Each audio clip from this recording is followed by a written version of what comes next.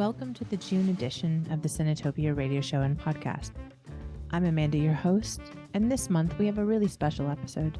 We're focusing on one of my favorite things, documentaries. Some of the Cinetopia team, including myself, Cinetopia curator Amaya Ben-Wallace-Marco, and show regular Clara Strachan are covering the 2023 Sheffield Doc Fest. And we also review 4 films in that program together, including the opening film TISH, Your Fat Friend, The Castle, and Lonely Oaks. I sat down with Paul Sung, the director of TISH, to talk about the film. Clara Strachan sat down with Jess Brough, founder of Fringe of Colour Festival. And I also sat down with Rohan Berry Crickmar, an organiser of the Folk Film Gathering, which is happening this month as well in Edinburgh. It's a good one, so stay tuned.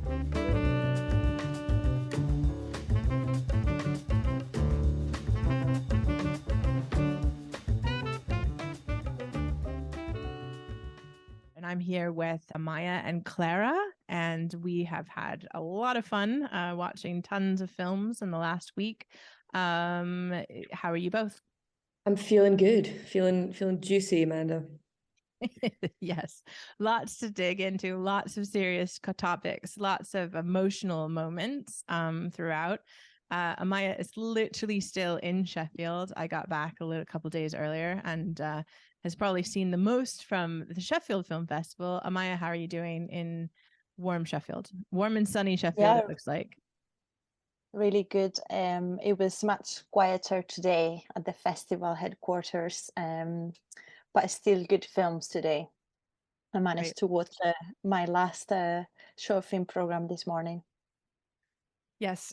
So we covered lots, as mentioned in our intro, we covered lots of the Sheffield, and we'll be deep diving literally into tons of documentary films. Ones hopefully we'll be programming in the future. Ones we'll be talking about or seeing come up to Edinburgh, ideally. But I just wanted to make a few mentions of some other film festivals that are coming to Edinburgh. Right now, currently, is the Folk Film Gathering. So later on in the program, the end of the program, we'll be talking to one of the event organizers, Rohan Berry Crickmar, who was honestly also at Sheffield Doc Fest as well. So, but the Folk Film Gathering is happening currently right now, 12th to 29th, and we'll be talking a lot more about that. And Clara has really researched and talked and focused on Fringe of Colour, which is starting this week. It's the end of this week. And it's, Clara, tell us a little bit. You've been checking out some of the films that are part of that program to get us excited about that. So tell us a little bit about that. Yeah, well, I have to say this is probably the most diverse program I've ever come across, in the sense that it has documentaries, it has dramas, and it has really sort of hypnotic, mesmerizing dance performances, and a lot of visuals and choreography in there as well. So it was just really captivating from start to finish. I didn't really feel like I was sort of slogging through the program, sort of having the same thing over and over again. The films there traverse the globe, so I didn't get to see obviously every single film in the program. I wasn't that lucky, but I did get to see Grin, which I thought was fantastic for its being so different a format of film to that which I've witnessed in the last couple of years, basically. So it's by Melly Brooms. It was made last year, which is basically it's like an hour and a bit long performance. It's got just based in soundscapes and visuals, and it's meant to subvert the hypersexualized notions of African and Caribbean dance. I use the word mesmerizing, but once again, like you'll only understand what I mean when you see it. It's like being in a dreamscape. So I highly recommend that. I also saw Suffocation, which I think is really emblematic film of the festival. You can really feel the meaning of Fringe of Colour Films Festival when you're watching it, because it's very subversive. It's a little bit radical, but it's very creative. So it's centered around a poem by Dominic Guerrero, which I'm sure many of you will recognize for lines such as "No police because our communities are safer without them. No museums as culture is living and continuous. The glass cabinets have been shattered. No voice to a parliament that's been burnt down, gutted and filled with trees." So it's really powerful, visceral bit of writing, which is radical in its call, not just for resistance, but reinstatement of what came before colonialism, and conceiving of what came before and how it can how a future can be made of it. So I highly recommend that. But as I say, I didn't have an exhaustive look at the program, so I highly recommend is go check it out. Also, we went to Argentina with A Death and a Birth, in which the filmmaker considered his familial relationship to the military coup that took place in the 70s and how that can impact generations. Being forced to flee conflict can trickle down into generations that come before, and how horrors can be hidden in families and stories left untold, which should be told, which this film serves and strives to achieve. That was fantastic because it had a sort of a collage aesthetic to it, which I really enjoyed. It was very graphic. What else did I see? In the Place Where We Left and Arrived, a film in both English and Mandarin, which explores the contradictions of home and belonging which underlie what it is to be exiled from your home as a queer person, originally hailing from a state which is hostile to being queer. This film was particularly interesting because it skips through the archive of the filmmaker, their personal archive, so things that we find on our phones and our laptops, looks at maps and the personal relationships and the impact which distance and isolation and loneliness and feeling othered can give. So yeah, I'd say those 4 are my personal recommendations, but go and check out the program. Great. Yes. And as we mentioned, it starts the 23rd. So it's the 23rd to the 29th of June. It's at Summer Hall. And you spoke to one of the directors, right, Clara? I did. I spoke to the director and co-founder, Jess Brough. So when we come back, you'll be speaking to Jess. I think at the moment, the British outdoors is a contested landscape. Are we supposed to be walking here? People don't know. Is seen as a very white person environment.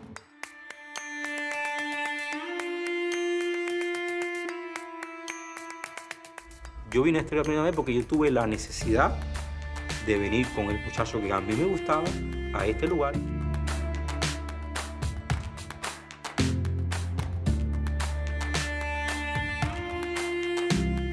Is it normal to feel a sense of belonging to somewhere you've never been?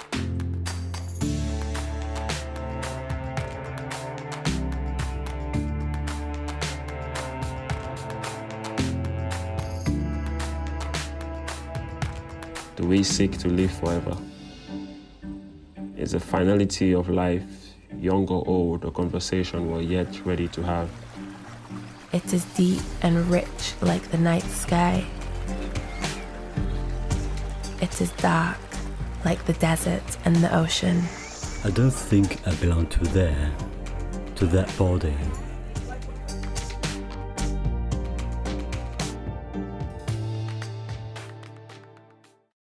So today I'm joined by Jess Brough, who is the founder and co-director of Fringe of Colour Films, one of the most dynamic and innovative festivals this little island has going.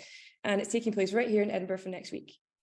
This year's Fringe of Colour will be based at Summerhall, but it's running as a hybrid festival. So the programme of 20 films and 15 events will be spread out between the real world and online, with the films and many of the events being made available on the Fringe of Colour Films website from the 23rd to the 29th of June. So yeah, Jessica, hello. How's it going?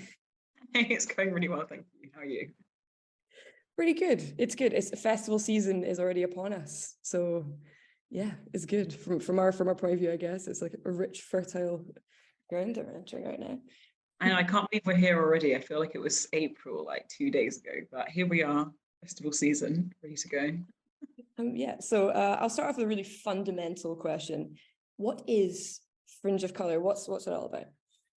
Yeah, so Fringe of Colour, like in the wider sense of the project, is really it's an arts initiative that seeks to help support and promote the work of Black artists and artists of colour in Scotland primarily, because that's where we started. We started, building a list of a database of performers coming to the Edinburgh Fringe in August, and just really like helping to chat about that work.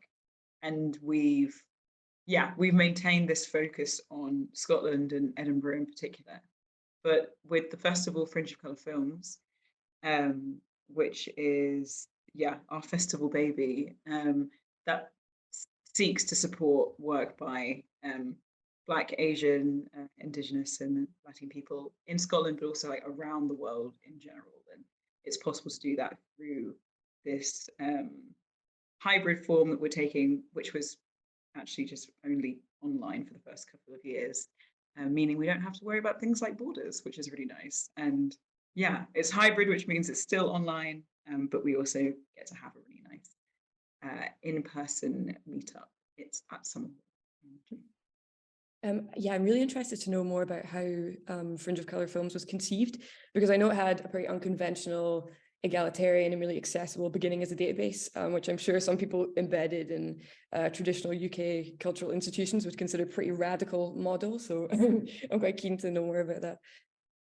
Yeah, I guess the thing is, like, it started, both the wider project and the festival just kind of came from a place of being like, well, there's clearly an issue here and people who could use some support. And what can I do with like I was going to say limited skill set, but let me not like self-drag. Oh no.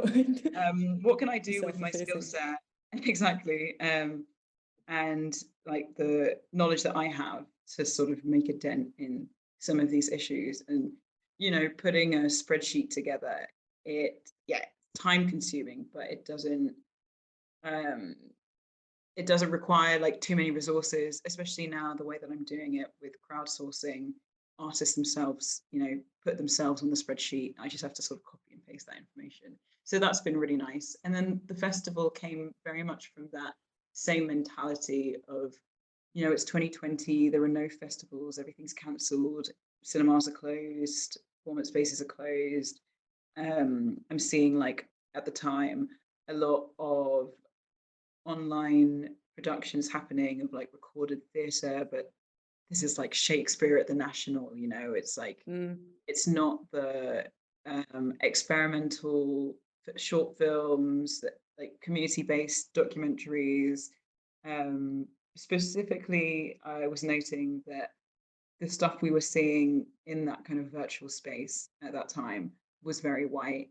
It was kind of like the whiteness of the arts was just so much more exacerbated by COVID. And so, the festival came from that, and just thinking, you know, if we've got some resources, some contact, we've got energy and we've got time, what can I do in this moment? And that's what kind of came from that, and it sort of swelled from there. So I was slinking around on the Fringe of Colour Films website, and I saw a quote from Tosin Thompson of The Guardian, which is featured in some coverage from a couple of years ago.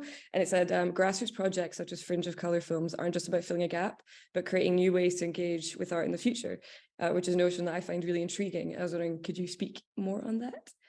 Yeah, totally. It's interesting. We just had, so as part of the festival, we run a Saturday school for the creative cohort. So like the filmmakers and the writers in our festival program each year. And we just had a workshop with this amazing woman called Isra, who co-founded and co-runs Tape Collective, which is they take a really radical approach to distribution and exhibition of film. And we were talking about the really like exploitative, exclusionary, like the opposite of transparent, just secretive nature of like the film industry, which I think reflects into like the wider creative industries. It's similar in publishing, it's similar in live performance spaces and in music. Just this really exploitative model that sees artists putting their blood, sweat and tears into their work and their passion, only to be sort of left with scraps at the end.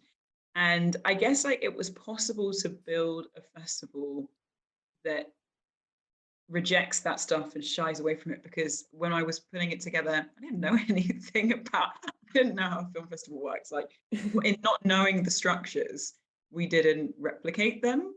And then in also having like a sense of what we wanted to do, it wasn't just like naively, you know, sort of stumbling through this. It was having a sense of maybe not knowing so much about the film festival industry or the wide like arts festival industries, but knowing what our sort of mission was, which was getting money in artists' pockets, basically.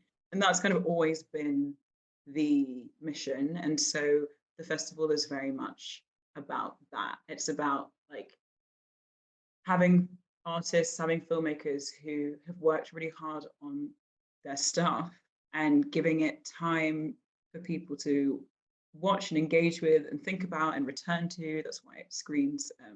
It's not just like one online screening. You know, all the online screenings are available for 7 days. 24/7. It's why we have our responses platform, so that our writers who are on the team spend time with the films and they think about them and they write about them, and people can read and get a different sense of the film or explore those themes a bit more. And it's really just about seeing the work in the program as something that deserves space and time and thought and appreciation.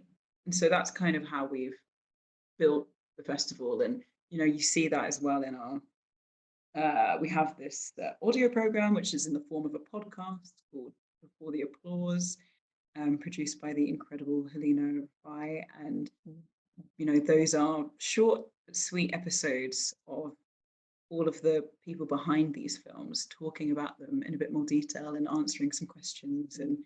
And yeah, it's really, there's just so many dimensions to the exhibition of the films at the festival, that each sort of branch is its own art form. Like the writing is its own art form, the podcast is its own art form. And then obviously we have the films and the events and the talks and the performances. But yeah, there's a lot. That's what struck me about it when I was looking at what I could be getting involved in and what was going on. It was just how much there is going on and how interesting and how interconnected and how complex the creative web is surrounding Fringe of Colour films. So aside from the film screenings, which are, you know, accessible and available to people, there's socials, there's poetry, there's parties, discussions on art and environmental sustainability.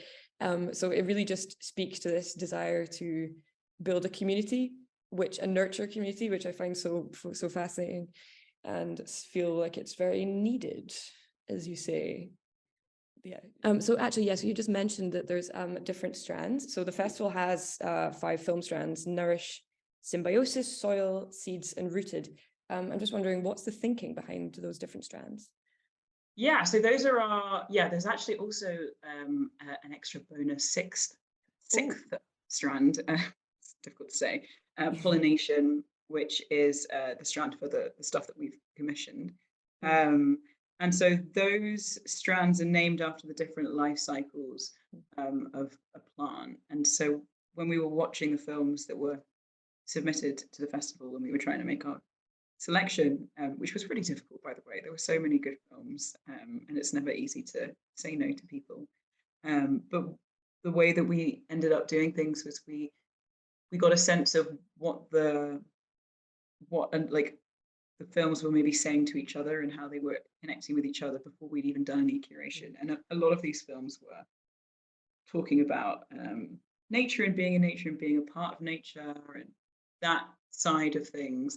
And then a lot of them were talking, they were speaking really to questions about life and death and that kind of cycle and ancestry. And I just, like my co-directors and programming team, we just thought that was quite an interesting way to explore like themes that might not be that easy to explore otherwise, like death, like losing a loved one, through this sense that, you know, everything is a cycle.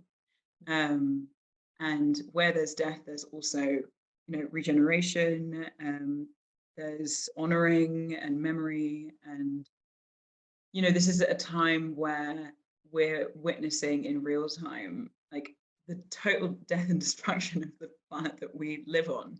And I think it's really impossible to detach actually like our own life cycles as humans from the life cycle of the earth. So I don't know, it it kind of just immediately made sense to us, and the way that those films fit together worked really beautifully. It's a really fantastic program. How did you go about sourcing your films and choosing that program? Yeah, I'm glad you said that. I do really think the variety is something extremely special about this program.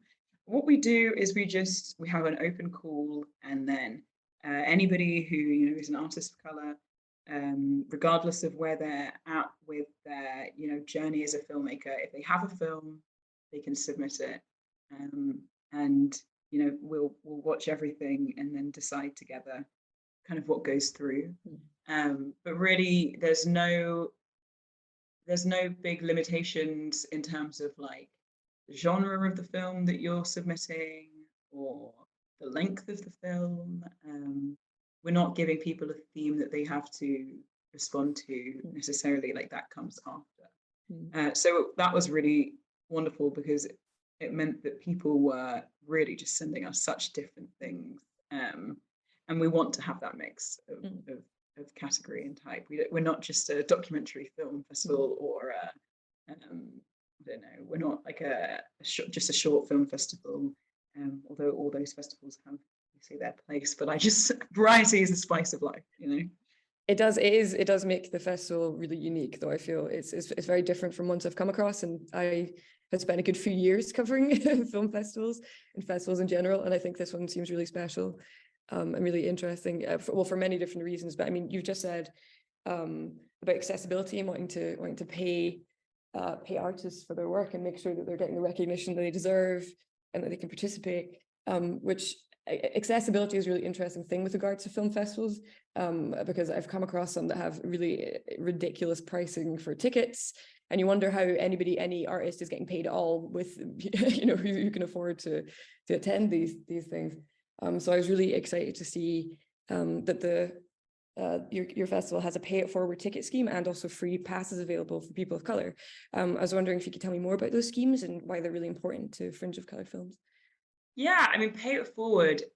The reason that's particularly important to me is because I think it makes it really clear to the person buying the ticket that they are buying this ticket in community, that like they are obviously getting their passes. They're getting a pass for the festival for themselves. But when you select that option, you're really thinking about somebody else who might not be able to afford a pass. So you're thinking about the festival's own finances. Like a festival like Fringe of Color Films cannot exist without the community supporting it, because festivals are expensive, and there's we got funding, which is amazing, but the funding doesn't cover everything, and funders aren't going to fund you if you don't earn your own income. So that like very, very active participation in getting a pass for yourself and for somebody else is a really important thing for me to be asking, for us, as a festival, to be asking people to do if they can. And then with the concessions pass, really a concession is whatever you think it means. We're not going to decide who is eligible for a concessions pass, which is half the price of a standard pass. And yeah, just having variety for people. The free passes is a really important thing for us. The free passes for any people of colour who need them. Just really thinking about the inaccessibility of other festivals, and we want people of colour to come to this festival. We don't want pass prices to be a barrier in any way. The most important thing to us is that people can come and show up and watch the films that the filmmakers have been making, with the intention of hopefully these different communities seeing them. But it's a really delicate balance as well, because obviously we need people to buy passes. So again, it's that thing of like it's a very socialist take on pass sales. It's like if you can afford it and you want to come and you want to see the festival continuing to happen, please buy a pass. And if you can't afford it but you want to come, no questions asked. This festival is still for you, and just request a free pass like that. It's very much on the individual to make the choice of what they're going to get. It's really refreshing to see, actually. So it's a great, brilliant way to be. And with regards to accessibility for the festival, I know you guys have some other things going on. Would you like to speak about those? Yes, yeah, totally. So in 2021, all of the films in our program had audio descriptions and British Sign Language interpretation, both just produced tremendously well by our accessibility team. And that will be, and closed caption. And that will be the case as well for this year. So we have these amazing audio descriptions created by the same people who do the audio descriptions for Netflix. They're called the International Digital Centre. So they're like really good. We have the most fantastic British Sign Language interpretations on every film as well. And then really wonderfully descriptive closed captions created by Sari Wu. So all of the films will have that level of access for the people who need them. And then if you're joining us in person, again, all of those screenings, the way we're doing the screenings is simultaneous screenings. So each strand will be screened in 2 different rooms at Summer Hall. So we've got one room where we'll be showing the films with closed captions and British Sign Language. And then the other room will have films shown with the audio descriptions. And so those screenings will happen at the same time. And then for events, we kind of come together in person as well. In Summer Hall, we'll have British Sign Language interpreters joining us. So we've got, we've got a lot going on, and we're hoping that people from lots of different communities will be able to come and enjoy the stuff, because the quality is going to be really amazing. I can vouch for that, for what my opinion is worth, everyone as well. So I've noticed that this year the festival's running in June as opposed to August. I mean, it's probably no prizes for guessing why, but I'm just wondering if there were any other decisions, any other reasons behind the decision to move away from the sort of traditional Edinburgh Festival and Fringe Festival kind of calendaring. I don't think Edinburgh needs another festival in August. August is a magical time. Don't get me wrong. But, you know, it's a very, very expensive time to be running an event. You know, the plus size of running a festival in August is that you can benefit from the tourism that's coming to Edinburgh, and you have this massive amount of audiences that could, you know, buy a pass for your festival, and financially that's a very sensible decision. But the festival isn't for tourists, ultimately, the in-person festival. It's not, we're not encouraging people to travel. We're encouraging people, you know, this is also from an environmental perspective. Like, if people want to be a part of the festival and enjoy it, and they don't live in Scotland or like near enough to Edinburgh to get the train over for a non-ridiculous train fare, then we've got this online program that is parallel to the in-person program that is still going to be an amazing thing to be a part of. But if you are from, you know, communities in Edinburgh, or you know, Black people, people of colour, religious communities, migrant communities, then like please like come through the Summer Hall doors and enjoy the festival. You know, we have a travel bursary for people travelling if they need it. There's information about that on our website at venue and access. So June feels like a really good time to run something like this, because there's actually not a lot of other sort of film festival-y, art festival type things going on in comparison to other, I'm going to say warmer months that are attractive to do things in Scotland in. It's a very sensible decision. And yeah, I for one am very much looking forward to it. I will be there. I think I'll join you on the walk and some of the poetry sessions. That sounds good to me. Yeah, those would be lovely. Yeah. So yeah, thank you very much again for joining us. If you guys would like to learn more about Fringe of Colour Films Festival, then you can head to their website and you can check out all the passes and the full programme there. It's kicking off next week, as I say, running from the 23rd to the 29th of June. So yeah, thank you again, Jess. Thanks so much. Enjoy.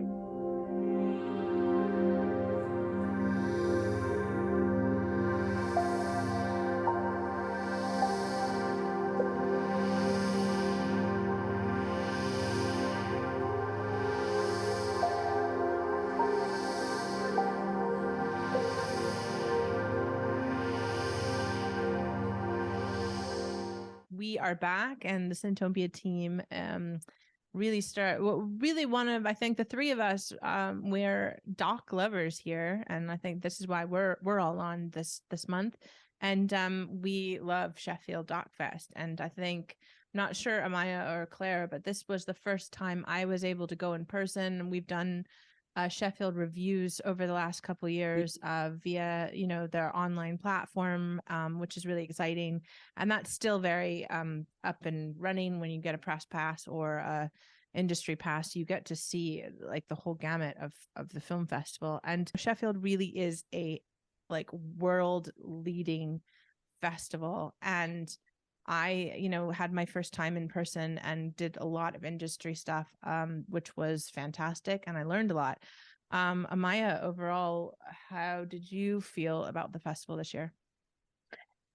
Well, I felt a bit overwhelmed because there were lots of films I wanted to see, but I couldn't attend the whole festival. And there's also something with documentaries. I don't know if you feel like that, but in a normal film festival, maybe I can pack 5 films, but with documentaries, I feel I need a bit more of a breathing space between documentaries and thinking time and reflection to really digest them and reflect on them. So I took it a bit more easy in that respect. But I thought it was a great program, and I think it was a great edition.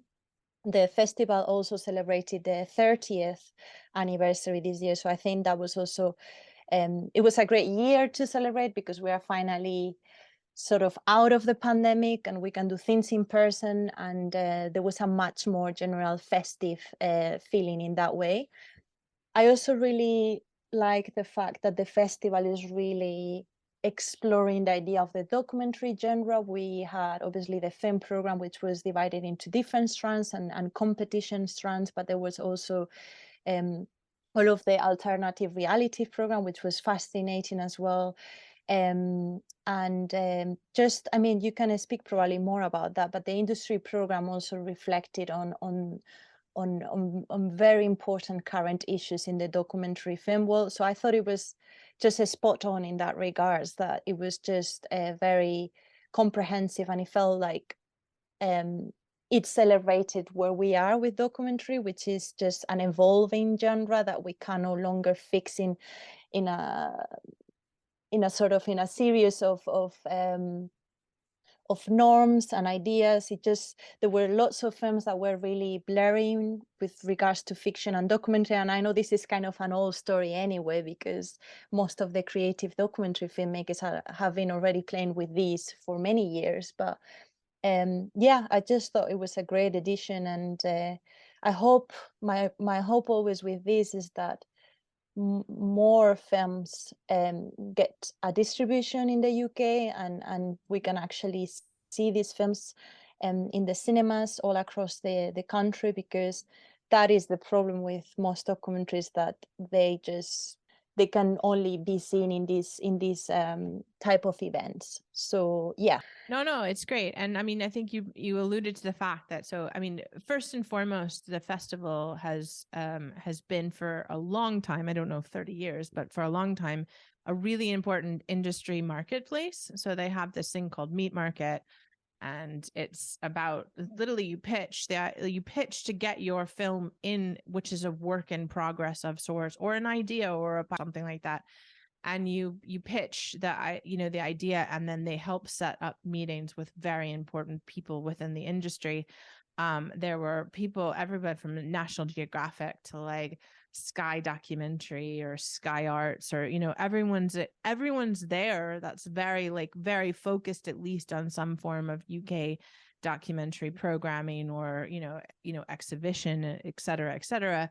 And so it's really a lot of times people who go to this festival are actually just there for meetings and for business and stuff like that within the genre. So there's that part, which is very similar to you would think IDFA or International Documentary Film Amsterdam, but also or big places like Sundance and and Berlinale as well, or a host of other different festivals that have really high-end documentaries programs. but this program is really, really particularly interesting in terms of, how many films are on at once too. So I mean, there's I think 7 to 10 screens going on in for a few days. And it was overwhelming for myself because I was trying to go to programs and meetings, but also, to see films as well, because, we're very interested in programming and talking about them. The only other thing I would say is that it's a new team that's, running the festival. So it's taking new directions. And as Amaya mentioned, there's a great interest in, different kinds of forms. So they brought even a podcast, pitch where they're sort of exploring what documentary means now, and I think they're being quite smart about how they approach that. I was able to attend the opening screening with an Edinburgh-based director was made the film TISH, and both Clara and I saw that film, so I thought we would talk briefly about that before we go to the interview that I did with Paul Sung. Clara, what did you think of TISH? I really love Tish, and I'm quite surprised that I actually hadn't come across Tish Murtha's photographs before. Or maybe I had, but I just wasn't quite aware of who she was and the person behind the lens.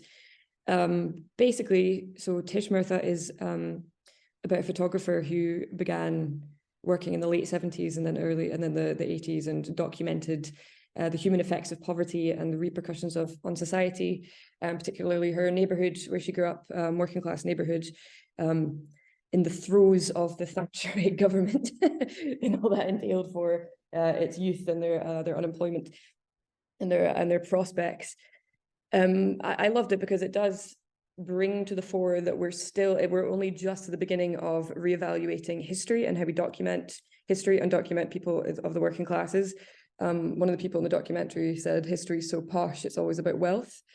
And that is still very much the case. So a lot of Tish's photos are black and white photos of street scenes, mostly young people and children, the people that she was growing up with, because that's the access that she had. And then later on in pubs, the people aging out and spending their twilight years in dingy, smoke-filled working men's clubs and such.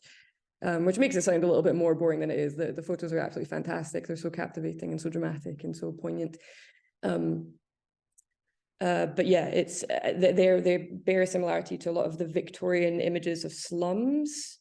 But these are so different in the sense that they're full of joy. And you can tell that she is part of the community. And there's so much. They're rambunctious. They have riotous joy. They're humorous. They're adventurous. And it's about a lot of her photography is about childhood.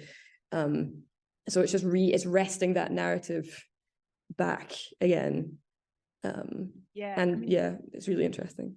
I'm no aficionado of street photography or documentary photography or whatnot, but I love it. And I was so impressed. I am so impressed by Tish's work to begin with, but I think this film particularly does a couple things really, really well. It's really respectful to the work. It's showing the work and allowing kind of that to breathe. And I think the editing is incredible in that sense of sort of you're able to see sometimes a shot that, in stillness right next to some archive footage that was found of the same activity that, Tish is covering. The other thing I think I was quite surprised about was how incredibly sad her story was. And, I didn't really know the biography of Tish Murtha. And the fact that there was such difficulty later on in her life to get, the funding or the things that she, in order for her to continue to do this incredible work. I mean, this is probably some of the best photography I've ever seen, come out of the UK. And I mean, again, I'm not like a expert, but I could just say just how my response is to great work. And yet, to see how sad that, that particular story is in terms of getting not just the recognition, but getting the respect. Yeah, her experience is fascinating because I think it's the issues she faced are still very much issues today in the art world. So, for example, she was very wary of being used by the middle class and upper classes in institutions who, since it was in vogue to have, poverty porn will always be with us probably, but like, that was in the 70s, 80s, it was at the beginning of, sort of idolizing the working class. We should get working class artists into these institutions. And so she was wary of being a token, I think, but it does highlight that there is such a tokenistic aspect to including working class artists in institutions and in gallery shows and such. I think she highlights as well the sad fact that if you are radical politically and are directly trying to come for the institution, then you will perhaps always remain an outsider. Because that's what I enjoyed about it, is she was a sort of a radical political figure, and she was very outspoken and very much part of the movements that she documented.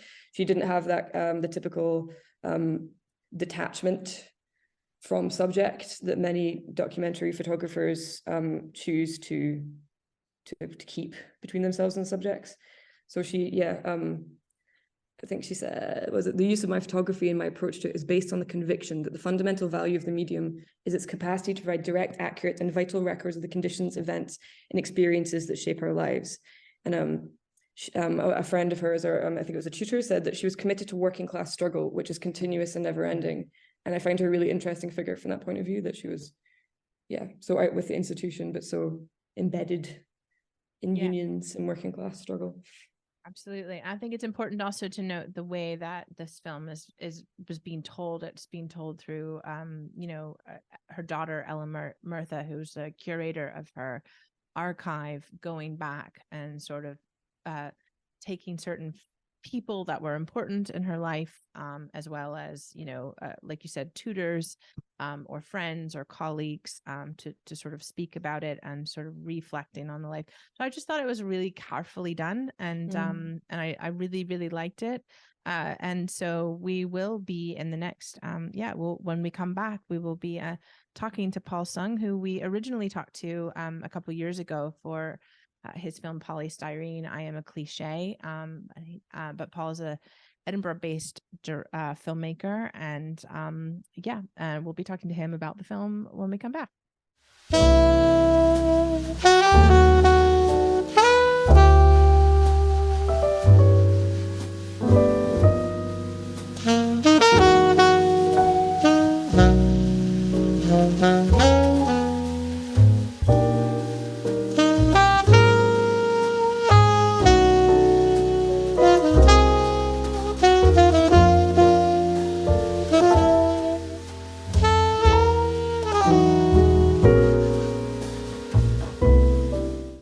So I'm here in Sheffield, and I'm here with Paul Sung, and had his world premiere of TISH, a new documentary about Tish Murtha. Paul, thanks so much for talking to me today, and congratulations on your amazing world premiere. It was a fantastic night. Yeah, thank you. It was quite overwhelming because you make these films, and the best way to see them is with an audience, and seeing the love in that room for Tish, for Ella, and the people in the pictures was really wonderful.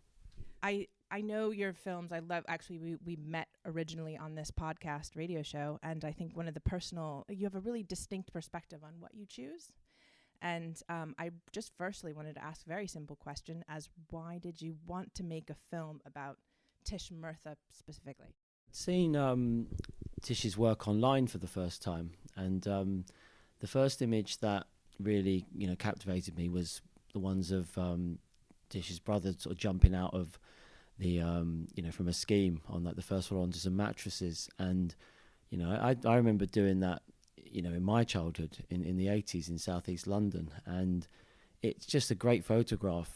You've got everybody is looking at this boy jumping off the roof, which is actually Tish's brother Glenn, and then you've got one of Tish's other brothers, Mark, who's holding this dummy, and everyone is, including Mark, is looking at Glenn jumping out of the window onto these mattresses, except the dummy, and the dummy is looking at Tish, and I don't know whether that was deliberate or not, but it's just amazing. And the more I saw of her work, the more she became an inspiration. And then not only was she a fantastic photographer, she was also a brilliant writer and political, and Ella and I had, met online and were friends online, and we'd never met in person. And we were chatting about something. I'd edited a photography book and was working on another one, and Ella had recommended a photographer to me. And then I sort of just messaged her and said, "Have you ever thought about doing a documentary about your mum?" And she said, "I've been approached, but it's not something I'd want to do." And so I said, "Well, if you ever change your mind, let's have a chat." And she said, well, let's have a chat anyway. So we had this phone call, and it lasted for about 2 hours.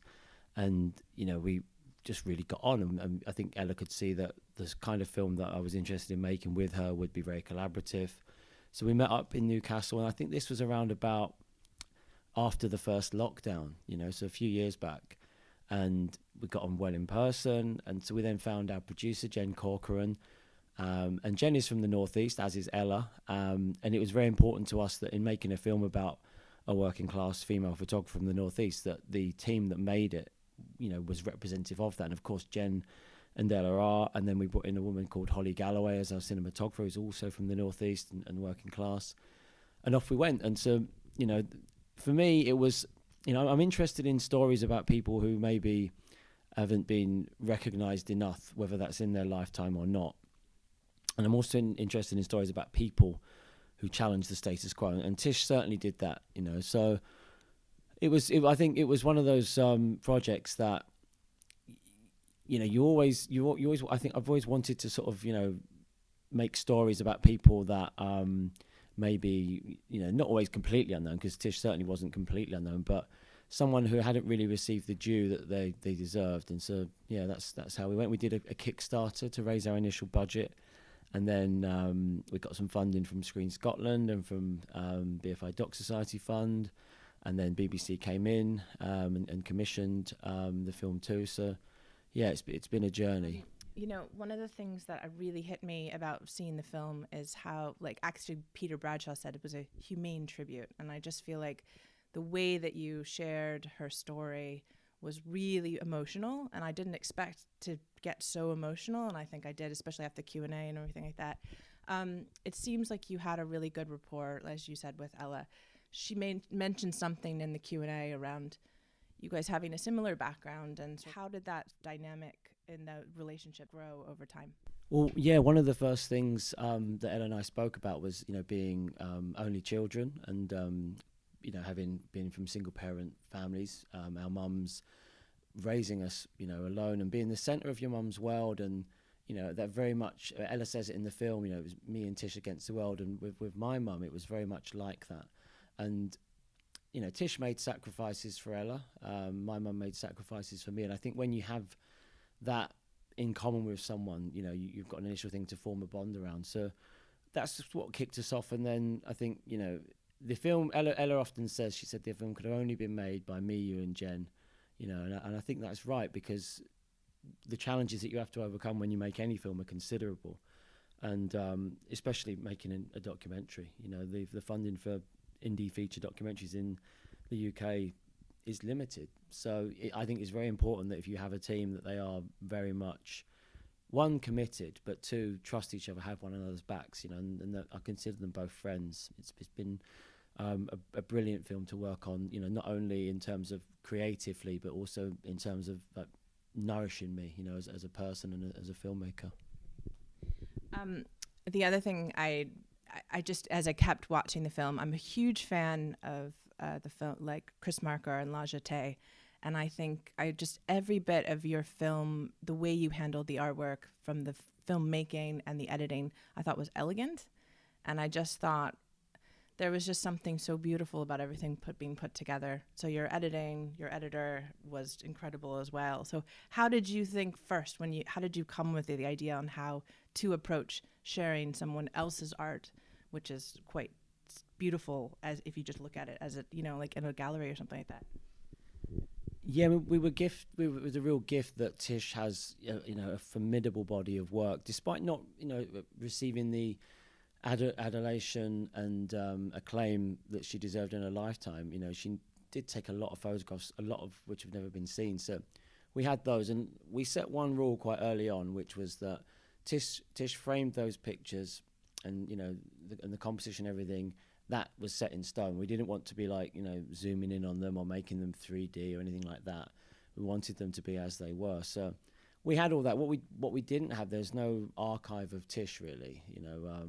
So we had to think about how do we bring her to life in the film beyond photography. So for those scenes, I had the idea that we could, rather than it be straight ahead reconstruction, I thought about what we called a memory space. So Jen found a sort of disused Marks and Spencer on Darlington High Street that was available for artists if they had sort of some kind of artistic endeavor or enterprise that would be there. So basically we built a set there, and we were very lucky. A guy called Richard Drew, who was you know, a fan of Tish's work and is a production designer, he had designed the set for the Ricky Gervais show Afterlife, and so he had, you know, some materials. And so I think he found the original schematics for what was Ella and Tish's home at one point, and he basically just designed it, and then it was built in this M&S. And I mean, Ella came on set and was, you know, I think she had goosebumps just thinking how eerily it looked. And the other production designer who had Siam Colvine, she created Tish's world from nothing, you know, from furnishing it to making it look like how Tish's house would look, because Tish used to put she used to curate her walls, and so she would put her work and things she was interested in on, you know, on a wall in front of the mantelpiece. And so that then, you know, bringing in Shin Fei Chen, who sort of plays Tish's presence, gives you that sense of, you know, we're watching her work, we're seeing her and observing her. And then Maxine Peake was a natural choice for narrator because, one, she's brilliant, two, her politics, and, you know, she was already a fan of Tish. And then it, you know, when it came to the edit, you know, we were thinking about how do we actually, you know, like, what is the balance between seeing Ella in conversation with people who knew Tish, seeing the photographs, what else are the other kind of elements of the story? So, you know, seeing contact sheets, seeing negatives. And we had, you know, two really brilliant editors, Lindsay Watson and Angela Slavin. And I think for them as well, I mean, Lindsay, you know, knows a lot about photography, and really, you know, some of the ideas that she came up with about around how we present those photographs are really key. And Ella is, you know, as the custodian of Tish's legacy, knows those images better than anyone. And so at some point, Ella was able to sort of come in and say, no, put this picture there, no, that one there. And really to be guided by that was really useful, because, you know, you might have ideas about where things are going to go, but, you know, Ella is a curator, you know, in terms of Tish's work. Nobody in the world knows it better than Ella. And yeah, it was, I mean, edits are always, you have moments, I think, where well, I do anyway, on every film I've ever worked on, there's a moment where I think, we haven't got this, you know, we've got to reshoot, or we've got to do this. And I certainly had a wobble on this film. And then, you know, you take your time a bit more and you realise, no, we've got this film, you know, we've found it, we've got it. Like I said, I was really, really emotional in the screening, and I just didn't know much about Tish's life and what happened. I think a lot of people even responded how angry they were. When did Tish become more known?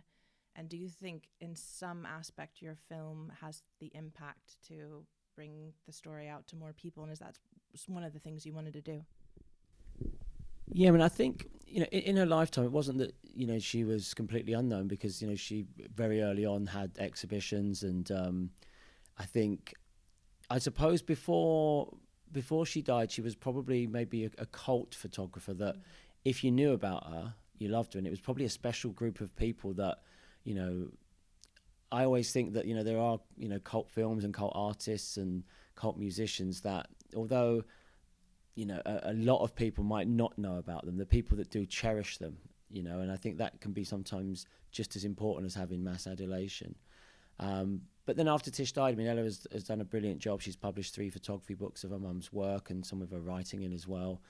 And there was an exhibition at the Photographers Gallery, I think in 2017. That was a massive exhibition at the time, which was sort of retrospective on Tish's career. And I think now, though, with the film, hopefully it will, you know, make Tish's work more widely known. But also, as you were saying about watching it and feeling angry, I think it would be great if the film is a rallying cry, because, you know, the economic conditions and the societal inequality that Tish was documenting back in the 70s and 80s, it never really went away. I mean, I think it might have maybe diminished a bit, at some moments, maybe in, between 1997 and 2010 perhaps, but then certainly the situation that we're in now, where you've got 4.3 million children living in poverty in the UK, many of them, probably the majority of them in the north of England, it's still there. And these communities that were under the Conservative government, marginalised and underserved, that continued under New Labour. They did a lot of good things, of course, but they didn't fix society, and they, with those two massive majorities, I still think they could have done a lot more. So in the present day, the things, I suppose Tish's work has a circularity to it that 40 years on, the things that she was writing about and the things she was concerned about in terms of the youth unemployment and the abandonment of young people, it all came to pass. And I don't, she didn't predict Brexit because that wasn't on her mind. But certainly what she was warning against was that if a generation of people are ignored, marginalised, and given these kind of opportunities that weren't really good for anything other than just cooking the books on employment statistics, then there would be repercussions. And she warns of these reactionary and barbaric forces in our society and describes it as violence on a grand scale. And I suppose if you want to examine an element of Brexit, certainly it was people in communities in some instances that had felt ignored by politicians, ignored by Westminster for many, many years. And this was a chance to stick two fingers up at the establishment. And of course, people that didn't want the sole reason for Brexit, because there's also a huge middle class vote down in the south of England that's responsible for that. But I think looking at how prescient she was and how prescient the themes of her work still are today, I think it's going to resonate. What is the life of Tish, the film? Its world premieres here. What are the plans now? So there's another screening on the 22nd of June at Doc's Island in Belfast at QFT. And that's a great festival. I went there last year for the first time, and it's brilliant. I was really impressed with the films that I saw and the team. And, I love Belfast as well. I've got a couple of good friends over there that I'll, be meeting up with. So I'm excited about that. And then looking to confirm an international premiere, wherever that may be. We've got ideas, but I don't want to sort of say any of them in case we don't get them and curse it. But I'd love it to have a festival journey, because the last film I directed, Polystyrene I'm a Cliche, had a festival journey, but it was all online, so it didn't really get to go anywhere. And it was all sort of doing Q&As on Zoom and in the middle of lockdown and whatnot. So I'd really like it if it could go around the world, and if I could get to see some places that I've not been to and some festivals I've not been to before. And how about theatrical, do you think? Yeah, I mean, we've signed with Modern Films, who I worked with on Polly, and I think I would, we would be aiming to do a theatrical later this year, perhaps around November. Feels like a good time for it. I mean, actually, the other question I was going to ask around that is, do you think you said 3 or 4 years to make this? Do you think that to me doesn't actually seem that long to make a film, for a documentary film? And my second question is, what's next for you? I mean, it was actually, I think, 3 years from first chatting to Ella to the film being pretty much finished in post, which 3 years can seem like a long time. I mean, what takes time is not necessarily making the film, it's getting the funding in. Yeah. I think if we'd have got funding, all in one go up front, it probably would have only taken 18 months or 2 years. But it takes a while to get everything in place for these projects. So, yeah, I mean, and up next, I've been working on a documentary about Irvine Welsh, which is called Am I Irvine Welsh? We would like to sort of put that out next year. It's with LS Films. It's produced by Natasha Dack, who's a brilliant producer I've known for a few years, and who, along with Nikki Parrott, exec'd Polystyrene I'm a Cliche. So, yeah, that's what's next. I mean, a bit of a contrast going from, a working class female photographer in the Northeast to, one of Scotland's greatest, or one of the world's greatest writers. But I think, again, Irvine's somebody that, I mean, he has received his due. He's rightly celebrated. I still think in certain people's minds, if we call them like the literary establishment, why has Irving never won the Booker? You know, Train's Bottom, I think, was actually taken off the Booker list, and it's class snobbery. You know, they don't like voices like that. And certainly Irving's someone who's always challenged the status quo. You know, he's not somebody that doesn't speak out, you know. And one of the things I like about Irving is that he punches up, you know, he never punches down, he punches up. And really excited to be making a film with him. You know, we follow him around the world for around a year, and watch him kind of at work and at play. And yeah, it's one of the sort of projects that it's very different, because, you know, TISH is in some ways an archive film. You know, you've got present day stuff of Ella meeting people, but with Irving it was happening as we were going along, and you can't plot those things too much, because you've got to have, you know, some freedom and some fluidity to be able to shift and change. But yeah, I'm really looking forward to finishing that. It's edited by Angela Slavin, who I worked with on TISH, and I think it's going to be a special film.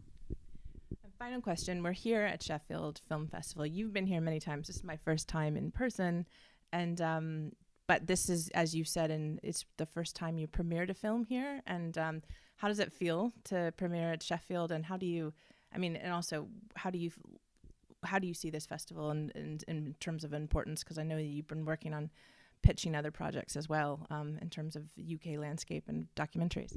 Yeah, it's the first time I've had a film here, and to kind of go in and have the opening gala film, it's all downhill from now, isn't it, really? But it's wonderful. I mean, I've always loved this festival. I've been coming here since 2016. It's a friendly festival. I mean, the documentary community is generally very welcoming. And yeah, I mean, outside of the Northeast, if we were going to have a premiere somewhere, Sheffield's really appropriate. You know, I'm really pleased that Raoul, Annabelle, Carmen and the team, you know, selected us, because Sheffield, as far as cities go, places that suffered under deindustrialization, and as far as cities go in terms of being friendly and I feel very working class, it's a great place. So yeah, coming here, and then, you know, was also in Meat Market to pitch a Spy Cops doc that we're doing as well, with a woman called Donna McLean, was great. You know, it's been intense, you know, because we had the premiere, then 2 days of solid meetings in Meat Market, and then there's another screening of TISH here at the festival tomorrow, and there's various other things going on. But it's a brilliant festival. I mean, it's easily my favourite festival in England. It's brilliant. Well, thank you so much, Paul, for taking the time to chat, and I'll see you back in Edinburgh. Brilliant. Thanks, Amanda.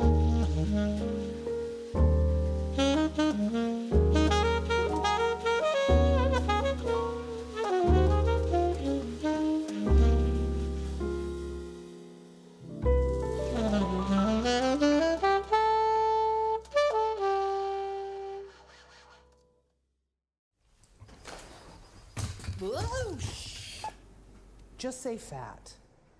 Not curvy or chubby or chunky or fluffy or more to love or a big guy or husky or obese or overweight. Just say fat. The very first piece was called A Request from Your Fat Friend. And like 30,000 people read it in a week. And I was like, whoa, okay. My aim is to provoke people to question ideas that we've held on to for so long. The strongest bonding amongst women happens when people are talking about how much they hate their bodies. Oh, God. I had a woman take a melon out of my cart, and she went, "It's got too much sugar for you." It's a melon. The wellness industry is worth $4.5 trillion. This is like big tobacco levels of just lying to people. It's like they're trying to pull some Jedi mind trick. It's not a diet. At the tender age of 11, I had already attended kids' fat day camps. It was my responsibility. Her size was my responsibility. You know, I was always, like my father, worried about losing control. Having cameras going sort of makes things bubble up.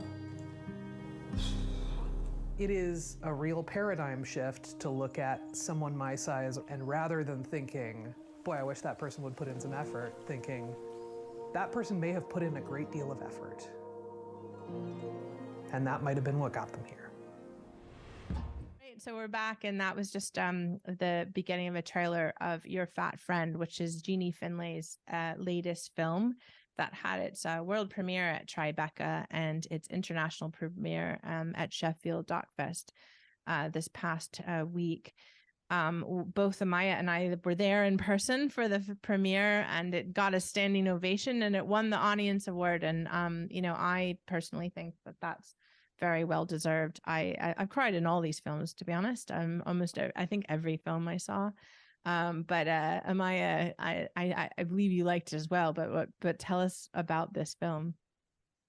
Yes, so yeah, Your Fat Friend is the story of celebrated blogger and activist Aubrey Gordon, and her journey from being a celebrated blogger to a published author.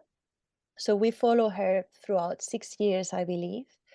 And during that time, we see not only her struggles as an activist, but also the dangers of being an activist, and the relationship with her family. And I think it's a very, I enjoy the film a lot. I think it's a very accessible film, firstly. So that's always good for documentaries in a way, because that means that many people will be able to see it and appreciate it. But that doesn't make the film easily digestible, or something that doesn't have any creative flair or artistic validation. I think that's important to mention, because sometimes when people think about accessible documentaries, they just think of a Netflix film. And I think this film is brilliant because the artist, the filmmaker, Jeannie Finlay, she says that this is her most personal film, that she actually said in the conversation. So we went to the screening with the In Conversation, which was excellent. And she mentioned that this is the film that she made for her sort of 13-year-old daughter, and thinking about the type of film that she would have liked to watch when she was that age. And I think this is very important, because in other films I've seen in the festival, obviously it's about stories that still don't get to be seen that much. And I think in this case, the film really highlights the what's the term, anti-fatness? Fat phobia. I'm sort of reticent to say like phobic, but like, yeah, anti-fat. I think Aubrey Gordon mentions a lot anti-fatness as a sort of term. So I think is very brilliant. She obviously really balanced really well, the filmmaker, the sort of anecdotes, or like we could say that, like, Aubrey Gordon's telling us her struggle throughout her life. But what I like the most about the film is how the family, both her parents, come into the story, and I think that really shows the care that the filmmaker put into this story, and how she really managed to bring a space of consent and trust between the subjects of the film and herself as a filmmaker. Doesn't feel intrusive at all. It feels very intimate, very respectful. And the reflections that the family have throughout the documentary on how they brought up Aubrey, and the challenges they also face, and their own traumas. I found that very interesting. And actually during the conversation, Aubrey said, the hardest conversation is the one to have with your family. And I think this really sums up the film, the fact that, she's this amazing activist, that she's done so much for LGBTQ struggle, for against anti-fatness, and she's just an amazing person. But also still, how difficult it is to have these conversations with your family that you love, but you might have had conflict because of all these traumas. So yes, I think that's sort of my what I love most about the film. What did you think, Clara? I thought it was really just endearing, and I think Aubrey's such a likable, genuine, genial kind of person, and so naturally funny, but in a way that she can take a serious subject and then completely tear it to shreds just by laughing at it, because I mean that is the most sort of acerbic and like concise way to do so, I think, and she really weaponizes that. But she's also strikingly intelligent at the same time. I just think she's super easy to watch and really likable and really intelligent. So it just makes it so much. It's not like a, yeah. I mean, if you're following someone for a documentary for years and years, they have to be a likable person, I think, get the audience inside, and she very much is. It's just, yeah, and I find a lot of the takes super interesting, explored so many different concepts, social constructs around fatness and thinness and diet culture and wellness and gender, which all tie in and that we've all really come across. So it is relatable to everyone, I think. So I think she says early on, my aim is to provoke people to question the things they thought were always true. I want them to change the way they treat fat people in their lives, and that starts with recognizing that all of their judgments are based on faulty and cruel ideas. And when she gets into it, that really is very much the case. She also says, when I talk about fat, I'm not talking about feelings or self-esteem or body image issues. I'm talking about the way that individuals and institutions treat people who look like me. And when you get into it, you do really start to unpick how cruel people can be and how twisted diet culture is, and also how completely insane it is. So Aubrey has a collection of vintage American weight loss books, which I think is like one of the funniest parts of it. So she collects these diet books, which are completely unhinged. So there's loads of Christian fanatics talking about how finding Jesus can help you lose weight. Find Jesus, lose weight. And there's like a diet for boys versus a diet for girls. There's America's foremost astrologian tells you how to get healthy through the stars. It's brilliant. Yeah, and just the lies surrounding diet culture and how endemic they are also to female relationships, mother and daughter and friend, and also just wider society, and also, let's be honest, male created advertising culture to female audiences. And also there's a lot of discussion about diet culture rebranding itself as wellness culture, which is now worth $4.5 trillion. So there is a real political bent, socio-political bent to the film, along with Aubrey's personal experiences, and they tie in. It meshes perfectly, and I think it creates a great film. Yeah, I mean, I didn't actually know Aubrey Gordon before this film, but I think what you mentioned, Clara, is exactly it. It's like great documentaries are story and character driven, and we were laughing through this whole film, and we were crying, and we were emotional because this character is so it's captivating. This is a captivating, intelligent woman educating us about something that a lot of people don't know about or wouldn't even think about. That it's actually violence that is being perpetrated against people, and this is one of the most eye-opening films that there's so much culpability here in terms of, in fact, there was quite, during the Q&A, there was quite questions of who is more to blame, and I think that Aubrey is very honest about it's not one side politically, or it's not one, it's not one country or whatever. It's, it's completely ingrained in our culture, and also not to completely, it's not something that anyone, can completely get out of. It was a very personal story. And I think that, going back to what Amaya said, I think that that's the parts that worked really well. And I think that's the parts that work really well in terms of how it showed how important documentaries or films are in telling these stories. Because again, during the film, you notice that if there hadn't been a filmmaker there who was incredibly empathetic to this family and to this character, you wouldn't be getting what came out of the family dynamic. So it was ultimately a story about a very small and loving family. There wasn't, these weren't bad characters, but these obviously parents, have a profound impact on their children growing up. And so I just thought that was really beautiful. And I think it's also something really to be shown about the way the filmmaker, this particular filmmaker with this much respect and talent, could tell this story. This couldn't have been told by that many, a filmmaker who was not as talented and as good at making or understood or wanted to tell this in this way. And I think it was so well done. I've even started listening to the Maintenance Phase podcast. Yeah. I'm Yeah. sold.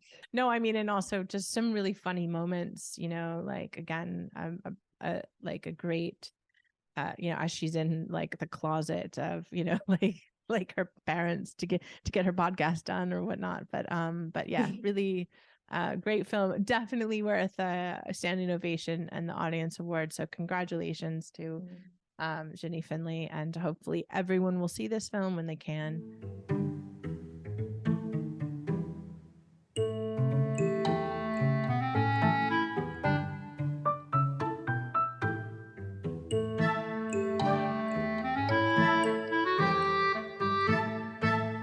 So the next film we're talking about is The Castle. So Clara. Yeah, so The Castle is directed by Martin Benchimol. Apologies if I'm butchering that, but there we are. This is a really interesting story for me, because I mean, I already love Grey Gardens, and there's been a lot of parallels drawn between this film and Grey Gardens, purely because the film centers around a mother-daughter relationship, which takes place in a decaying rural castle in Argentina. It covers their relationship, their strange relationship, but also a relationship which I think everyone can kind of identify with a parent, which fluctuates between great emotional intensity, intimacy, kindness, and alienation and bickering. I think it's a really interesting film, I would say. It's unlike the vast majority, if not 90% of documentaries that I've ever seen, in the sense that it's extremely cinematic and convincingly so, to the point where you begin to question whether or not it is staged or dramatized, which is a great compliment to the filmmaker, I would say, because he has embedded himself clearly so deeply within the family in the castle, so that there is no fourth wall break whatsoever. There is no chasing of subject to ask questions. There is no sitting down to interview. It is the director and cinematographers slinking around the castle, standing in doorways and capturing melancholic, shadowy shots of the decaying rooms in the castle and the people operated within them, and intimate conversations, in-depth intimate conversations, which you're just astounded that anybody could have captured as an outsider. Yeah, that actually, Clara thinks, I think that was a really great review of what made that film. I really liked it, but I have to be honest.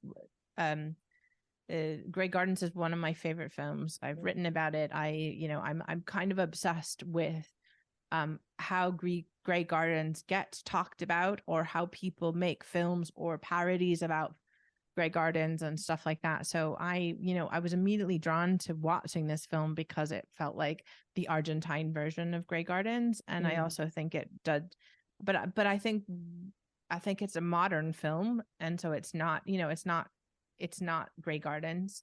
It's a film about another family relationship, and it's about class as well, and it's about the expectations of and the struggles that one would experience in terms of having to take on such a big burden, and to continue to have to keep a home and keep your life together, and also your dreams as a young person as well, because I think the mom wants a young person to stay and just dreams to go to the big city. I thought it was beautiful. I also think it's important to note that it was very, like, there were parts of it that were quite funny. So funny. And there were quite parts that were sad, but the way that it was so elegant, I keep using the word elegant, but I think a lot of these films were quite elegant, all of them that I saw.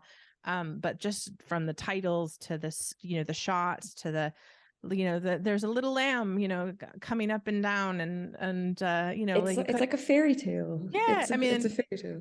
And the music had this kind of very, like, in fact, I actually played some music before, and I was like, what does this sound like? And it's very Henry Mancini sort of like old Hollywood sort of feel, which fits with this like castle, but decrepit castle of this picture of the woman who ultimately gave the castle to the that keeps being like shown with lightning. It's very funny, It's so funny. It's so funny. I think it is the most masterful use of sound in a documentary I have ever seen. That is, and I love documentaries. Documentaries have been my thing since I was a teenager, writing about it for like 8 years, and I think it is the most masterful use of sound. You'll have to just see it to understand what I mean. But yeah, the class dynamics I think are particularly interesting because there isn't much information given, at least what I read in terms of blurb, like preamble to watching the film. So there is a little bit of mystery there about the ownership of the castle, who owns it, how has she come to own it, and then through the selling of the castle, or the attempted selling of the castle, it emerges that there's a strange relationship there, and that this woman was actually a servant working in the household for much of her life. So yeah, the shot keeps returning to this. So there's this tension between the woman who currently owns the castle sort of enjoying the mythology of the family, the glamorous family, and still being sort of owned by them as she continues to live in their shadow and under the portrait of the former lady of the house, which is just looming over everyone constantly in all her glamorous 1960s glory, like the ubiquitous portrait of Chairman Mao. Yes. It's brilliant. It just alludes to this bygone era. And it just isn't so interesting that it just straddles this woman, at least straddles that point in history, in Argentinian history, when it was essentially like a feudal system, but with like 1960s haircuts and like Cadillacs in the driveway at the same time. Yeah. And I mean, it's just one of those things when I see places like that around wherever here, the States, I'm so fascinated by them because every like one of these places has a history to be told, and this one just has a real this place has such a history, and we saw its history through the people who live there today. I did see a quick Q&A that was done on Zoom of the actual people in the film, and they seemed just as delightful in the Q&A as they did in the film. But Amaya, your thoughts? Yeah, I didn't love it as much as you both did, but actually now listening to you both, I'm appreciating it more. Yeah, I think to me, yeah, I felt it was maybe too staged, but I think now I agree with what you said, Clara, that just the filmmaker really gained their trust and actually managed to just get those shots. But to me, when the film starts and we see the character of Justina, who's the daughter, and I don't know, it just felt too fictionalized in a way. But yeah, I think is a very subtle depiction of, as you said, the remaining class struggles in this particular context. And yeah, it also reminded me, I think I mentioned it to you, Amanda, to a Spanish documentary called Lots of Kids, a Monkey and a Castle, and it's also about a woman obsessed with having a castle. I mean, it's very different, but somehow there was a bit of a connection there as well with the animals living in the castle, which that was something that I think everyone enjoyed, particularly in the screening. Whenever there was a shot with that little lamb, there was lots of laughing. Love the lamb. Yes, it's a different animal in every shot. I swear to God, you're like, where's they coming from? Yeah, how many really Snow White-ish. It was brilliant. I really thought, yeah, the filmmaker really kudos for that. And also, I think it's very comic, the relationship between the mother and the daughter, when the daughter is like telling this family, yeah, I'm going to the capital to do this, and then the mother totally ignores this wish. But it's kind of, she's not being mean, it's just like they have such a connected bond that she can't just envision her life without her daughter. So yeah, I think it was enjoyable, and as you both said, there's a lot of connections, a lot of textual connections between films. I think there's also some influence of Lucrecia Martel's work, who's a very important Argentinian filmmaker, and her films are really focused on class divide in Argentina and the ruining state of the upper middle classes. So I think there's definitely a lot of echoes and a lot of film text that the filmmaker is interested in, but also he has his own style. So yeah, it was definitely a good film. Yeah, I might be rooting for it in our programming. We might have to fight it out a bit more later on. No, but the castle, it's it was at Berlinale, it was at Hot Docs, it's at Sheffield, so it's making its rounds around the festival circuit, and I think it's funny and cute and beautiful. So give it a try.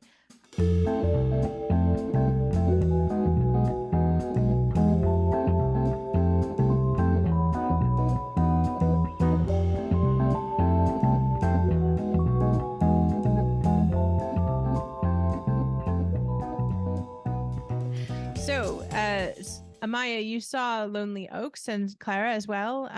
How's that film? I loved it, which is hard to do when you watch something which is quite painful and quite difficult to watch. But having sort of digested it, I do value it and respect it, and think it is a really necessary film, and also quite refreshing take on the question of what it means to be an activist and movements, and the philosophy surrounding that. I think it's a really honest discussion of what activism means in terms of the many quandaries and choices with regards to standpoints and sacrifice, which are incumbent in taking on energy giants, the state, the police, and the violence sanctioned by the police and other disruptive tactics. So basically the film centers around a lot of footage that was taken by an activist who was involved in the movement surrounding which forest? Do you know the name of the forest? I can't remember off the top of my head. Yes, the forest is called Hambach Forest. Hambach, yeah. Yeah, and it's in the west of Germany. Yeah, it's been quite a newsworthy story, hasn't it? Like, I think it was reported on quite a lot just because the activists did a really good job of occupying the forest and making homesteads and putting up a good bit of resistance to the police and the state and the energy companies that were employing the mercenaries and the police. So yeah, it centers around this the sort of amateur journalist who's really embedded in the movement socially and environmental movement socially. And he has a 360 camera, which provides a really interesting new sort of new take and perspective, especially when you see shots of them going through the trees. Yeah, it centers around his photography, but it also centers around the tragic fact of his death, which came about during a police maneuver to remove activists from the forest. So it is a really visceral film in the sense that it doesn't really let you escape the fact of his death. It confronts it head on and tries to make some kind of a sense of it, or at least, but never in a sort of like, oh, he died doing what he loved kind of way. It's like the philosophical considerations of activism, like should we put our lives on the line? Should one have to? Did he put his life on the line? Was it a sacrifice? Was it an accident? Who was culpable? I think it's just a really interesting insight into the value of journalism itself and like putting yourself on the line. Yeah, I agree 100% with what you said, and I think it's also interesting to mention that the filmmaker, so the film is directed by 3 people. So all of them were friends with Stefan Main, who is the journalist or film student turned activist, whose 360-degree footage we see a lot in the film. So they were all studying film together, actually. And then Stefan went on to do, he wanted to do a film about the occupation in Hambach Forest. And so it was very interesting in the Q&A. I'll just mention this because I attended the Q&A of the film. They were talking, obviously, that it was like he filmed so much, and it was actually the parents that gave that footage to the filmmakers because they wanted to have, it's not just because it's the testimony, but he spent so much time researching and documenting this occupation. So the parents put this footage into the hands of these 3 filmmakers, and then they took a long time to go through all the footage, and and then they embedded those interviews. So there's also interviews done with people who occupied the forest as well. But these interviews were done between 2021 and 2022, I believe. So quite a long time after this tragedy happened, which also allows the subjects to have a bit of an emotional distance with this accident. So I think it was really, I really love that the filmmakers actually, they just didn't took this story and took all the credit, but actually it's a really interesting theme in terms of cooperation and cooperative filmmaking. And I thought that was actually really, I mean, I thought the story was brutal. And as you said, Clara, it's not just about the environment or climate crisis. Obviously, those themes are in there as well, but the film is talking about what activism means and how, why do we put so much responsibility onto the activist as well.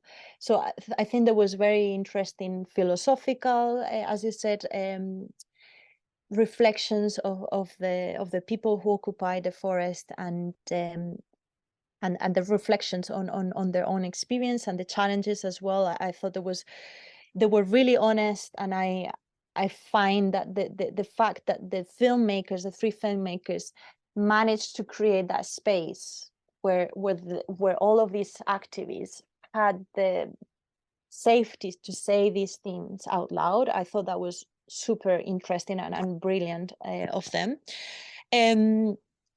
But yeah, I think in terms of what I was saying about cooperative filmmaking and the fact that the activists themselves, they say that in the film. One of them mentions that it's not just about the fact that they are cutting down these trees that they don't need to cut down. It's about the sort of radical action they are taking, and the government fearing that if more people join, more people will see that as a political option.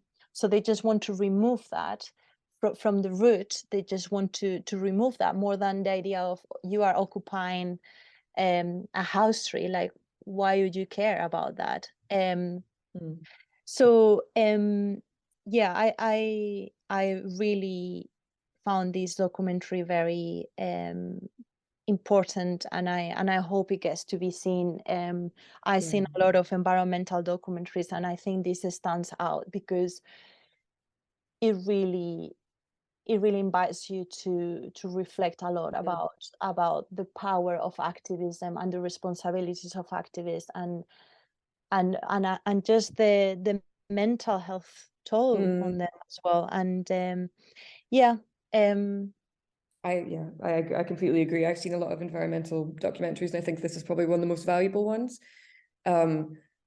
because it deals outright with so many dark but necessary subjects within activism and also within the state apparatus, which environmental activists have to grapple with and attempt to battle against. I think battle is the only word, really, considering how much violence is considered in this film. I just think it gives, like a lot of the films in the program at Sheffield this year, I think it speaks on the value of journalism itself, and it's quite meta in that sense. And just, the reality of documenting tactics and the details of the dynamics at play in situations that arise in occupations like this and protests like this. And just really bringing home that even in this day and age when a lot of people have phone cameras, optics really matter to the police, they matter to companies, they matter to the government, even if they're being briefed to utilize psychological warfare or order to break up protest and disperse hundreds of people gathering in a public space, and they're allowed to arrest people, damage property, threaten people, whatever. Even though that's sanctioned and that's ordered, they can't be seen to be pushing those boundaries, and they certainly can't be seen to step over the line into beatings, into murder. But they do, is the issue. Like, everyone thinks that because people can film now, the police would never dare, they would never do this, but they do. And I think this film really highlights that's where we are, and it deals with the philosophical quandary of, can you unconscionably protest peacefully in a world of violence and against apparatus that systematically and consistently utilize violence? I find that a really interesting moral quandary to consider, because people on the left is notorious and is lambasted for the fact that, you know, it cannibalizes each other, and, you know, there's a lot of infighting in the left. But I think this film really handles those differences and nuances in opinion really well, and in a really considered and respectful way, and quite an open-ended way. I think it raises a lot of questions. It gives some answers. Well, that's only 4 films we've done that, you know, and we have lots to chat about all of them. But there's so many more films we all saw, and unfortunately we're running out of time because we have another interview to do.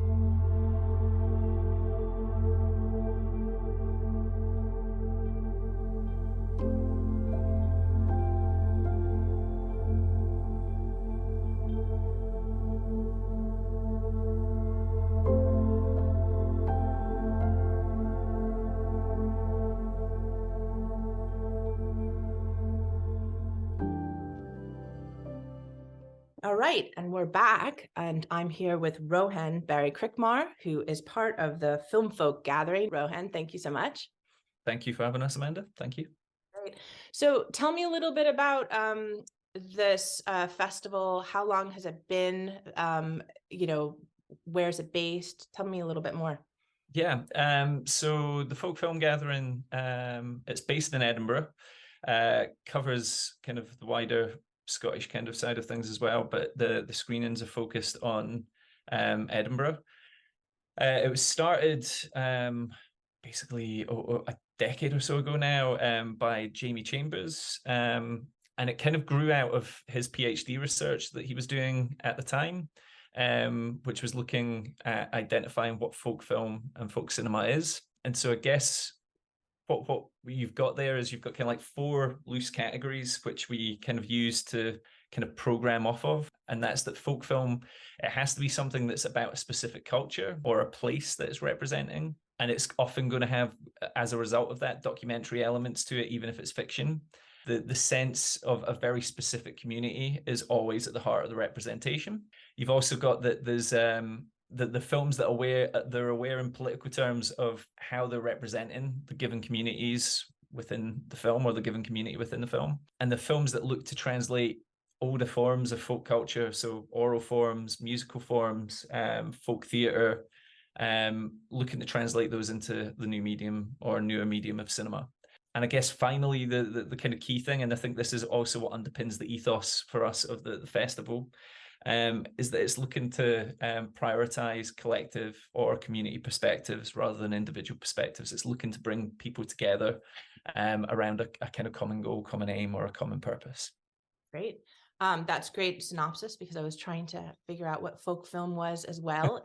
That is, was that something you said that Jamie learned a lot in terms of his PhD? Yeah, so it was basically his PhD research was focused on this, and I guess out of that research came this kind of interest in trying to define a certain type of cinema, and that kind of like then fed into programming that kind of cinema in little small editions initially, and it's kind of gradually growing down through the years. And we've also obviously incorporated elements of live performance into the screenings, and elements of storytelling, elements of folk oral tradition coming through in the ways in which people that we have, guests that we have coming along, talk about how these films connect with a kind of wider sense of tradition, a wider sense of that folk culture. Does regional cinema kind of fit within the lines of folk cinema? Yeah. Yeah, like so what I guess is always at the heart of what was underpinning the folk film gathering originally. So you've got a very prominent Scottish poet writer, Hamish Henderson, and his whole kind of attitude, his whole politics, his whole creativity was really defined around this idea that you have the local and you have the global, and those two things aren't separate, they're not distinct, they relate to one another. And so for him, I guess it would be like a region that has a very clear identity, has a very specific kind of culture to it, rather than that being something that's parochial and provincial and kind of out on the periphery. He was kind of situating it more as something that's then able to, it has the capacity to communicate something of itself to the wider world. And in turn, then what the Folk Film Gathering is looking to do always is pull in elements from an international perspective and bring those to the kind of the local Scottish or regional perspective as well, and try and kind of bring together kind of lines of commonality and contact there. Great. No, that's wonderful. So I read somewhere that this is the first folk film festival, and is that in the world? Is that the case? Or is So that's the line that we have for it, because I don't think there is anything else like it anywhere else. I mean, Jamie's kind of out of that research, I think, quite tightly defined what it is, and as a result, it's kind of I think it's quite a unique offering, quite a unique proposition that we have there. It's why I think it's kind of continued to resonate and continue to exist as a fixture of the Edinburgh kind of like film programming annually. And it was originally, or at least last year and previous years, it was at the Film House, and now we're... That's correct. So... Yeah, well, obviously, there was the situation in October with the collapse of the CMI in the Film House, and that's left a lot of festivals in a similar situation to our own. I mean, but we're very pleased that the Cameo and Pitch House Cinemas have come on board as partners for this year, and so they've basically they're housing the majority of our program. We've got our regular supporters and partners at the Scottish Storytelling Centre. They're coming on for again a screening performance. I mean, it looks from your program, you have lots of really interesting, like Scottish-based folk film, but also a real focus on Ukrainian folk filmmaking as well. Yeah. Including, I believe, Pamphir is like really, really been well respected in terms of when it's come out. Tell me a little bit about the program in general and how you came up with that, or how your team came up with that. Yeah. So basically, as I was saying to you there before, with the kind of the kind of attitude, the impulse of Hamish Henderson there to kind of like make the local global and to always relate those two things. Every iteration of the Folk Film Gathering looks to bring specifically Scottish, specifically regional elements in contact with some kind of international focus. And this year there was one that seemed to scream out to us, and that was obviously Ukraine. There was three real reasons for this. Obviously, the most compelling one was the geopolitical situation that we have at the moment. But then there was two that are really, I think, incredibly practical for the Folk Film Gathering. So the first of those is that obviously Edinburgh, as a result of the geopolitical situation, and not just that, there's a longer lineage in history here, but we certainly have now within the city a number of migrant Ukrainians, and there's a really strong community, an older community that has second, third generation kind of roots, and obviously this newer community that's been unsettled by what's going on at the moment, and we thought it was a really kind of interesting proposition to be kind of using some of that kind of older communities kind of infrastructure and network that they have, and the strong kind of cultural connections that they have in the city, and bringing that to what we're presenting on screens, hopefully for the purposes of also giving something back to the migrant communities that are the new migrant communities from Ukraine and Edinburgh, escaping the problems and the conflict.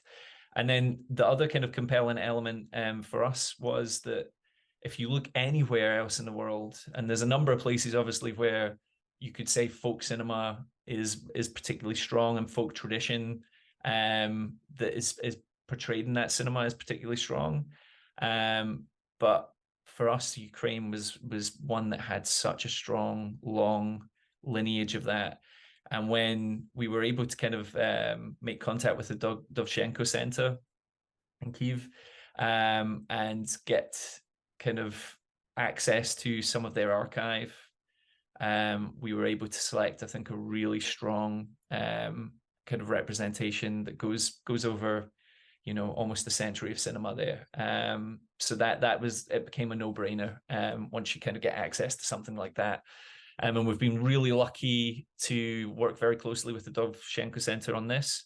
But also we've been very fortunate to have the help of Cy Edwards, who's been doing a lot of the technical work in terms of getting that kind of material that's been kind of remastered into shape so that we can screen it for the first time really in Scotland.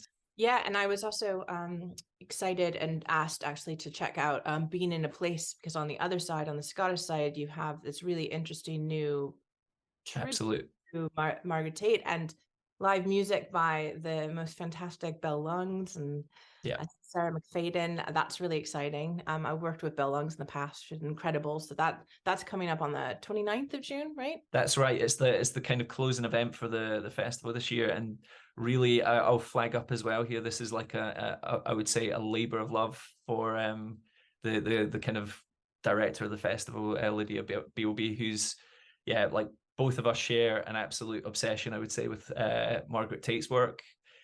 Both of us are really keen admirers of Luke Fowler, and both of us love the work of Bell Lungs. But yeah, Lydia was absolutely leading the way with this kind of screening, and I think it's so great to have Luke coming back to the festival. We've screened work of his before in the past. Margaret's work is it is now canonical. 20 odd years ago, when I was first watching a retrospective of her stuff in the Film House, I don't think that was the case. And so it's great to be kind of bringing a film to the festival that's about her work and about her kind of background there as well. And yeah, when you put that together with a musical package, I think it's a really, really strong way to end the festival this year. And if we're looking at the other kind of Scottish elements within the programme, and we have like a really good retrospective of so you had this kind of Play for Today kind of strand that was done by the BBC in the 60s and 70s, and a lot of those were really strongly focused on Scottish interest and material.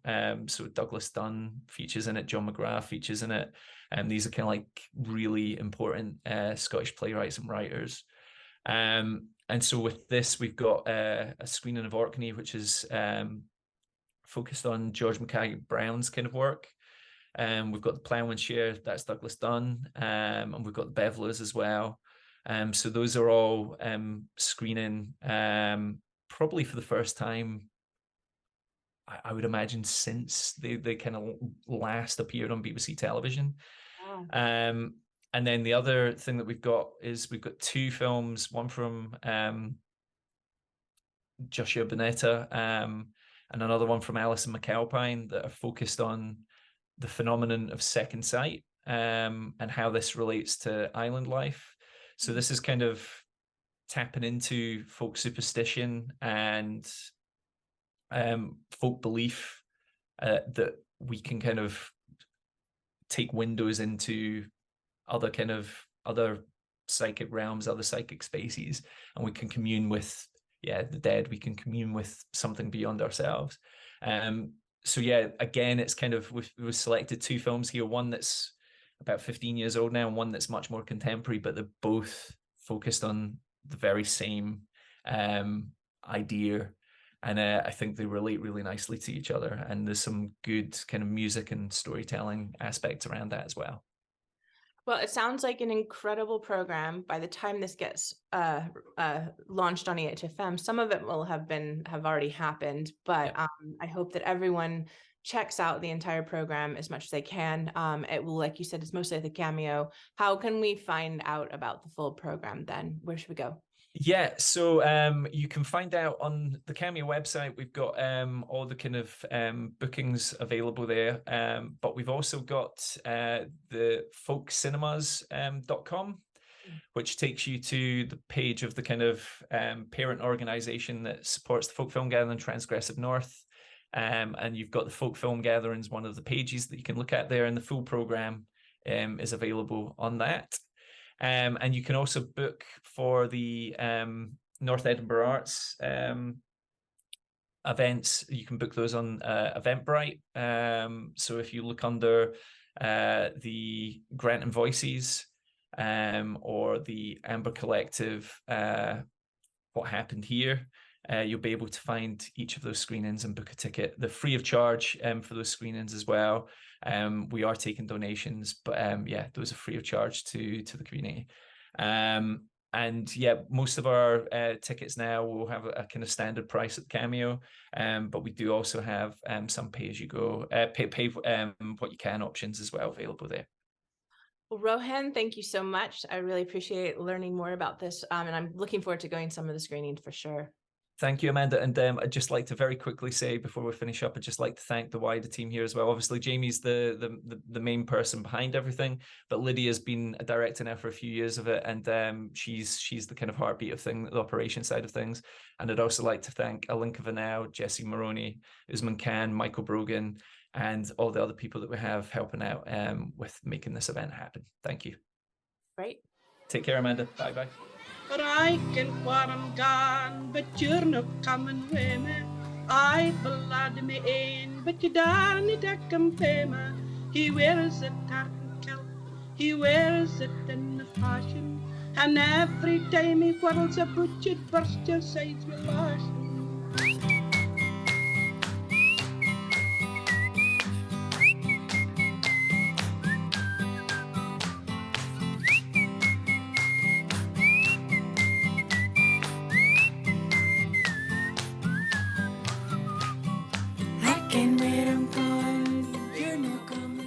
All right. Well, thank you guys so much for joining. And just a couple more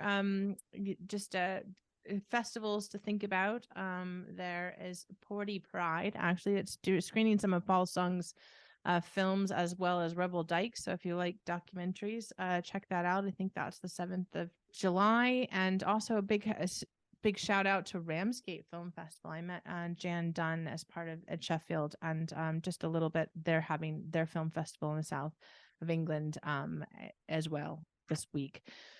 But Fringe of Color, thank you so much to Jess for joining us, and thank you so much Rohan as well, and for Folk Film Gathering. So please check those film festivals out, and also thanks so much Paul for joining us as well.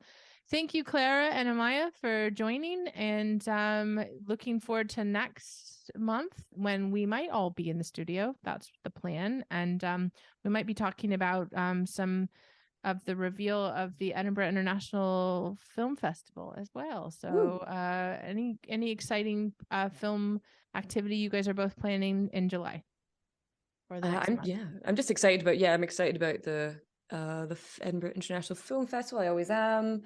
It just is a nice vibe to be around in town, so I'm excited for that and the hybrid nature of it. But yeah, apart from that, I'm excited to go be in Summerhall and be talking to you guys. That's going to be fun. And Amaya? Yeah, I'm actually working. I'm going to use this platform for a very interesting Italian film festival called Lago Film Fest. So if you don't have holiday plans, please check and come. It's north of Italy. You can go to Venice, and it's not too far from that. And it's all outdoor film screenings in a fascinating, stunning landscape environment. So that will be my film activity in July. Yeah, that sounds very exciting. It's all outdoors and in the north of Italy. How much more, do you need than that? La dolce vita. Yeah, I'm keen for that as well. And as long as I'm not running it. I've done my outdoor film festival stuff for the first half of the year at least. Going into retirement. Well, Early for retirement. a few months. Anyway, thank you guys so much for joining us, and check out all the films, and we'll see you next month. Bye. Thank you. Bye.